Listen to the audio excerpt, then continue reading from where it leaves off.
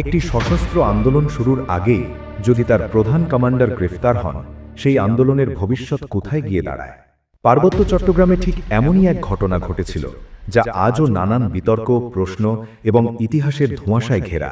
সালটা ছিল ১৯৭৫। বাংলাদেশের রাজনৈতিক ইতিহাসে এক ভয়ঙ্কর অস্থির সময়। ১৯৭৫ সালের ১৫ই আগস্ট ভোরে সামরিক অভ্যুত্থানে সপরিবারে নিহত হন শেখ মুজিবুর রহমান। এক মুহূর্তেই বদলে যায় দেশের রাজনৈতিক বাস্তবতা। আমূল পরিবর্তন ঘটে ভারত বাংলাদেশ সম্পর্কেও।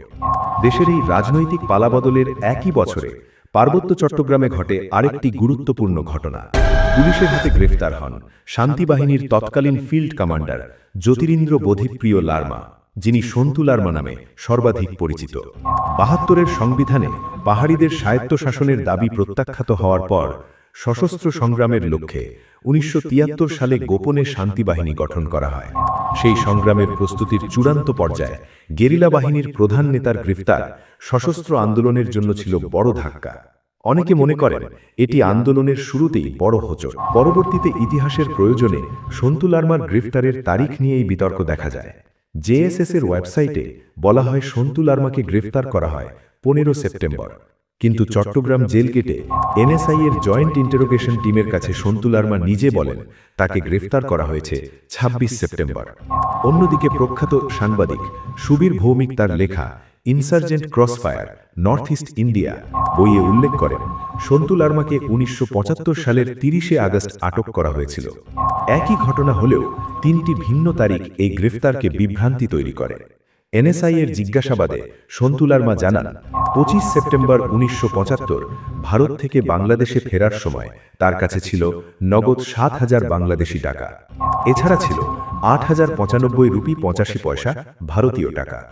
তার সঙ্গে ছিল দিল্লি থেকে কেনা দুটি হিয়ারিং এইড, একটি ছোট বাইনোকুলার, এছাড়া ডুমরুগ্রামের ডি কারবারির মাধ্যমে সংগ্রহ করা দুটি কার্তুজ এবং আগরতলা থেকে আনা একটি ম্যাগনিফাইং গ্লাস।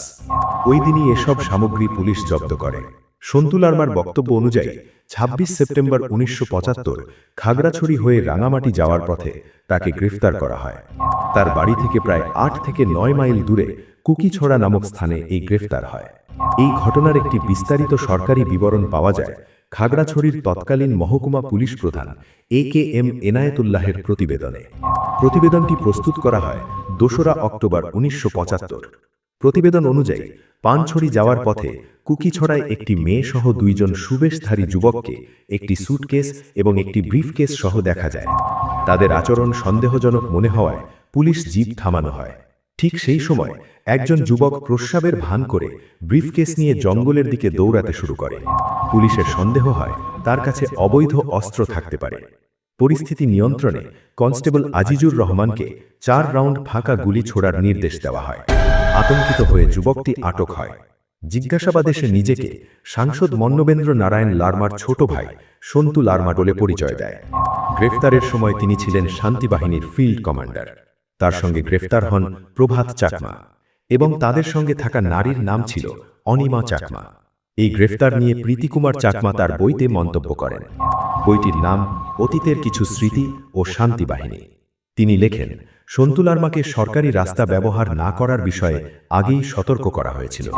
পুলিশের তৎপরতার খবরও তার জানা ছিল।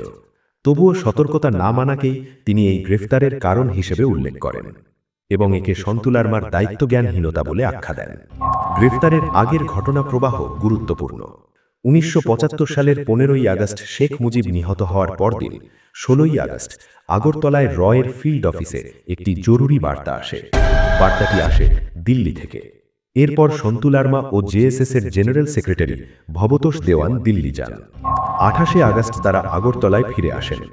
এর পরপরই ঘটে এই গ্রেফতারের ঘটনা। একটি আন্দোলনের শুরুর মুহূর্তে এই গ্রেফতার ছিল বড় ধাক্কা।